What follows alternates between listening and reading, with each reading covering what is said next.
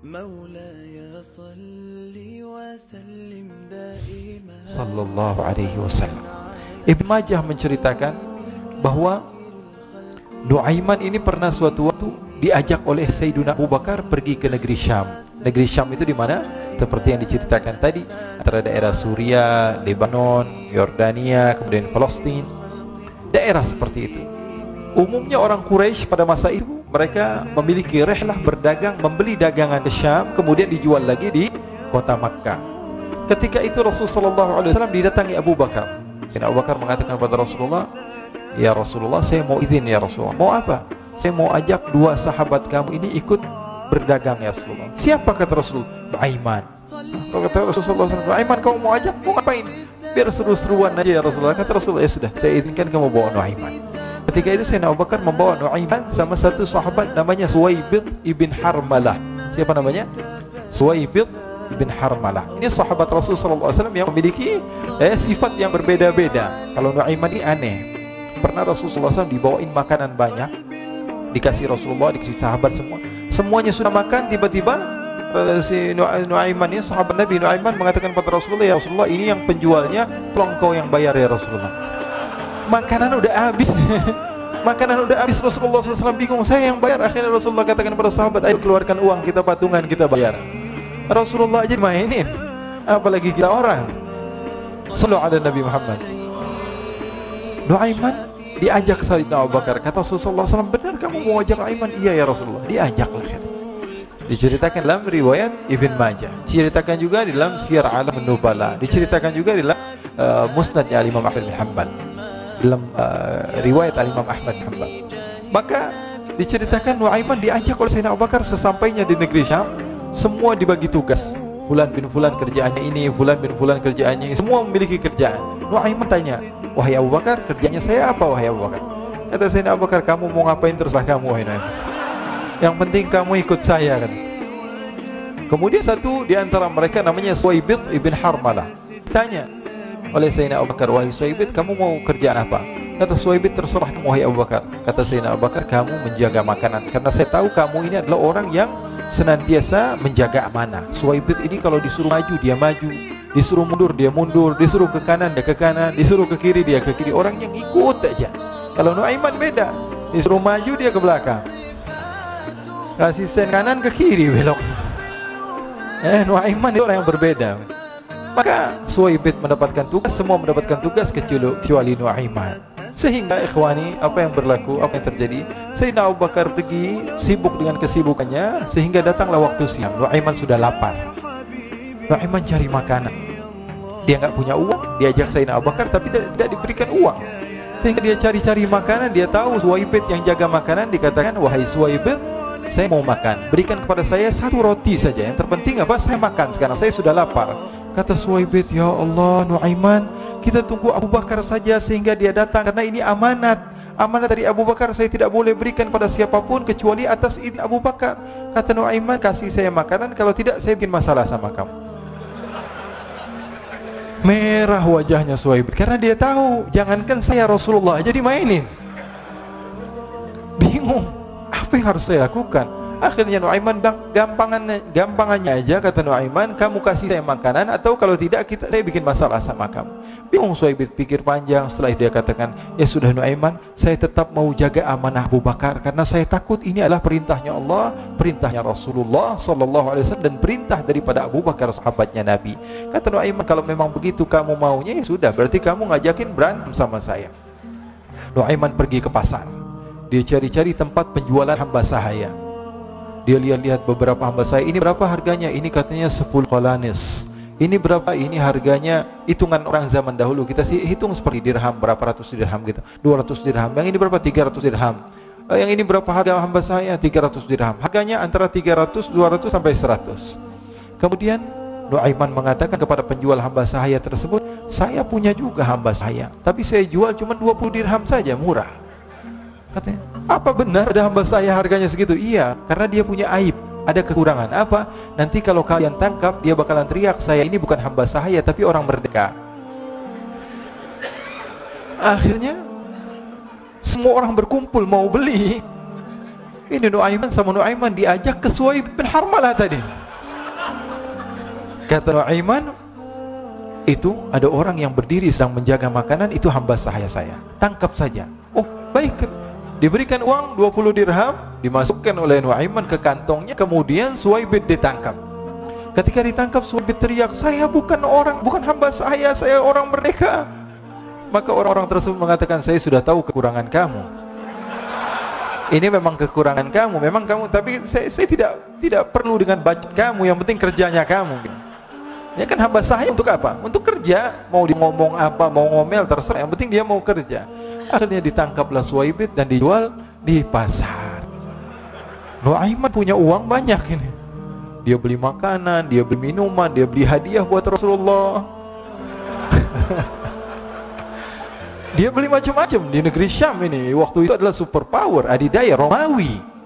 Pada masa itu semua barang mahal, tapi Nuaiman banyak uangnya. Dia belanja ini, belanja itu, sehingga Sayyidina Abu Bakar pun pulang. Ketika Sayyidina Abu Bakar pulang, Sayyidina Abu Bakar cari, mana ini Suhaib? Kita semua sudah lapar. Kata Nuaiman dengan mudahnya dia mengatakan, sudah saya jual wahai Abu Bakar. Maka Sayyidina Abu Bakar bertanya, apa yang kau lakukan wahai Nuaiman? Diceritakan oleh Nuaiman dengan jujur. Nuaiman ini orangnya apa adanya, tapi nyusahin. Saya jual. Akhirnya dibawa oleh Nuaiman, Sayyidina Abu Bakar pergi ke mana? Ke pasar. Lalu dibeli lagi oleh Sayyidina Abu Bakar As-Siddiq Suhaib, yang tadinya orang merdeka menjadi hamba sahaya sebentar, kemudian dibeli lagi oleh Sayyidina Abu Bakar. Pulang ke Madinah, kisah ini diceritakan di hadapan Rasulullah sallallahu alaihi wasallam. Maka perawi mengatakan, fadhahikan nabiyyu hatta badat nawajiduhu.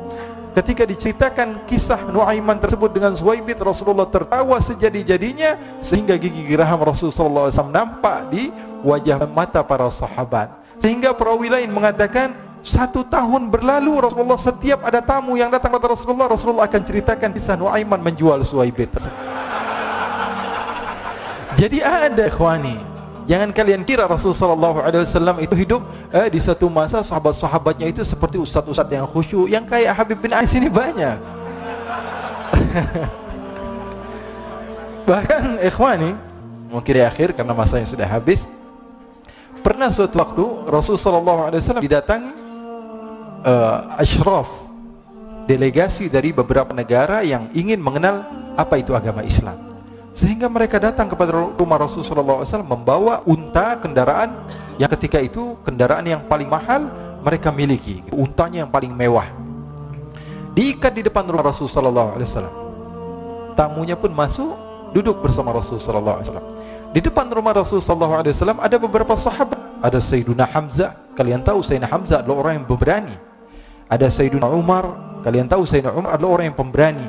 Ada Sayyiduna Ali bin Abi Thalib, ada Sayyiduna Sa'ad bin Abi Waqqas. 4 sahabat ini lagi nongkrong gitu depan rumahnya Rasulullah SAW, berjaga sebelum Allah Subhanahu wa taala turunkan ayat wallahu ya'simuka minan nas.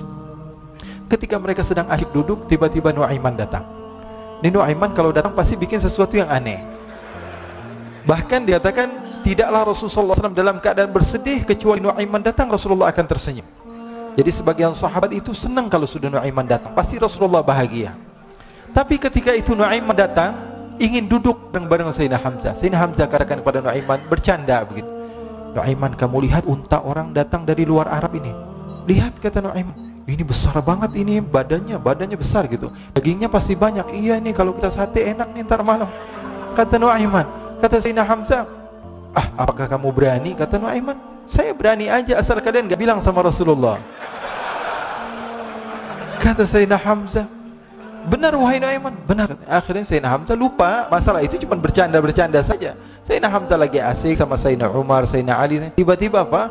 Ternyata ketika dia melihat unta tersebut sudah pisah antara kepala sama badannya.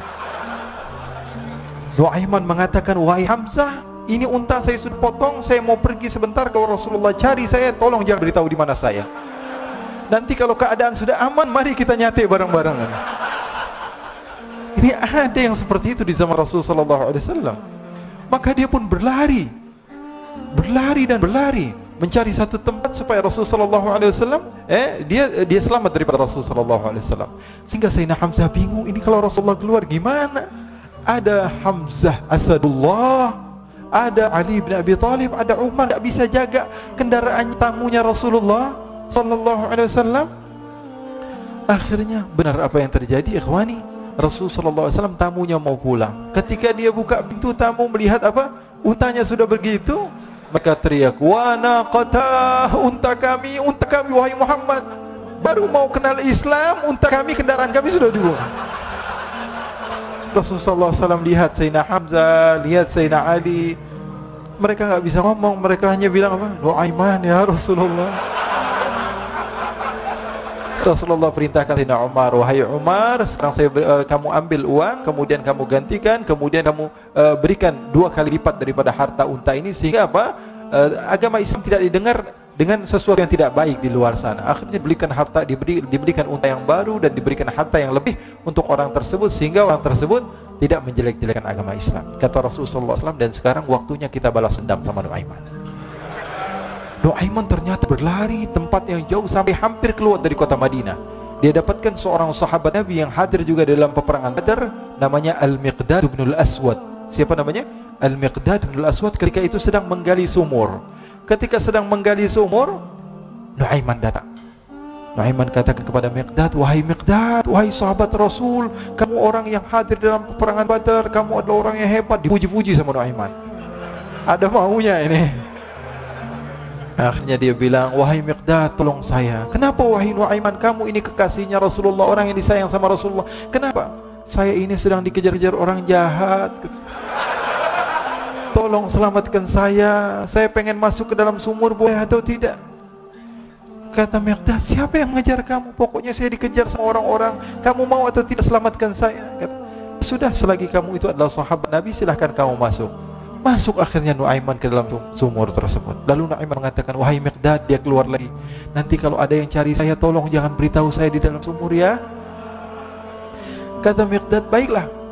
Kata Nu'aiman, "Siapapun yang bertanya tentang saya, kamu tidak akan kasih tahu?" "Iya," kata, "walaupun Rasulullah yang tanya saya."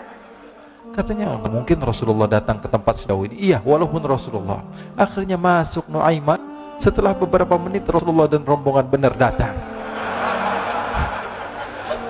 Miqdad bingung ini kenapa Rasulullah datang ke RW kami nih? Ada apa ini Rasulullah sampai sejauh ini? Ditanya, "Ya Rasulullah, ada apa ya Rasulullah?" Kata Rasulullah, "Saya cari Nu'aiman." "Di mana Nu'aiman?" "Inna lillah," kata Miqdad. Nggak dijawab ini Rasulullah. Kalau dijawab saya ingkar janji. Akhirnya apa dia katakan? "Wahai Rasulullah, mata saya tidak memandang kepada Nu'aiman, tapi tangannya nunjuk ke dalam sumur." Sahabat.